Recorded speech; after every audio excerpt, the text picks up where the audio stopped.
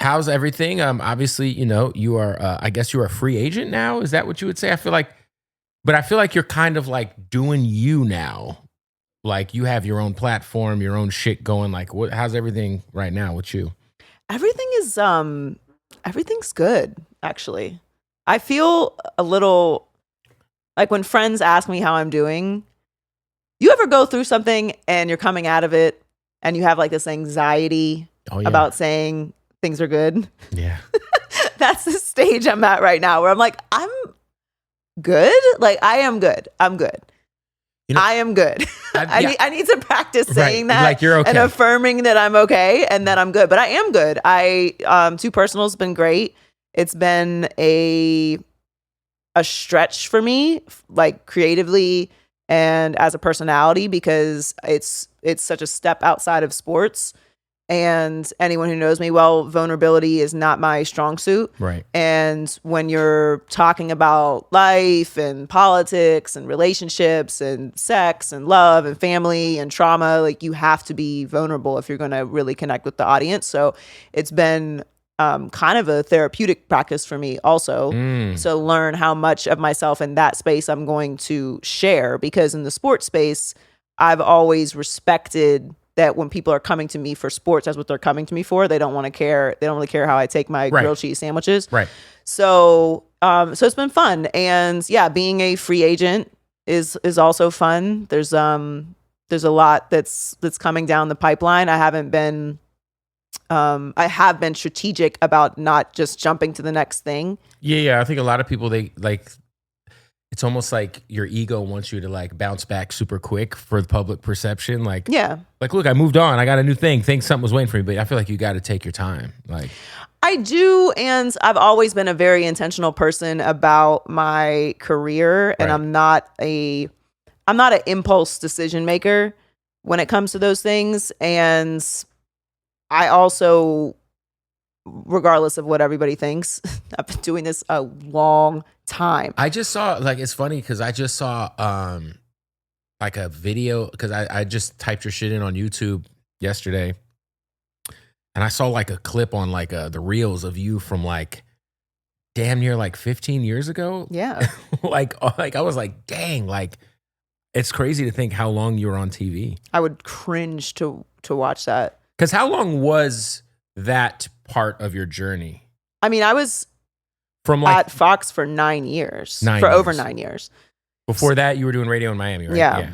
Yeah. And I started my career in Miami. So my first internship was in 2007. Right. So that's how long I've been working in this business, which is, almost 18 years. I mean, almost 20 years. So 18 years. I don't know. I've been doing too much math today, but a long time. Yeah. It's interesting too, because I feel like I've gotten let go from places, and like you said, like I've had a few different experiences where I felt grief and I felt like sad, and then how am I going to get through this? And then, recently when I got let go from iHeart in 2020, I was like relieved. I was like, oh, nice. Now I could just do me.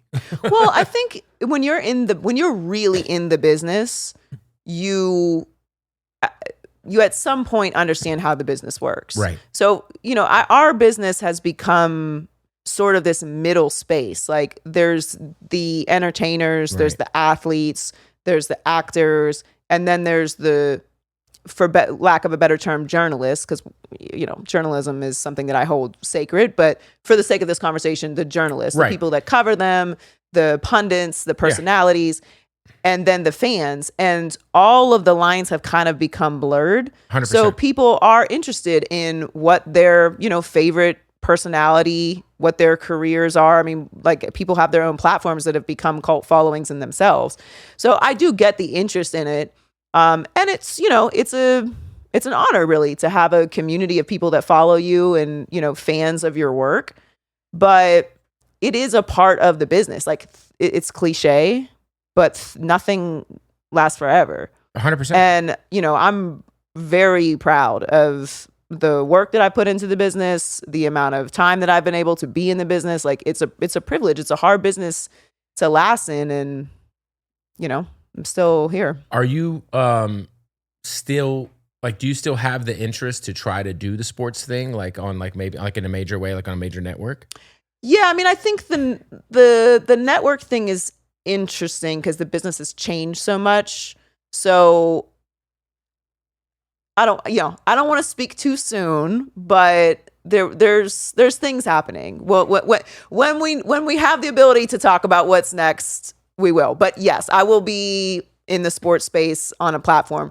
I could do things now in the sports space, but I really want the next thing I do to be something that I'm really passionate about, something that really cuts through in the marketplace, and something that I've put like my own blood, sweat, and tears into. So yeah, in no way am I done in the sports space. Right.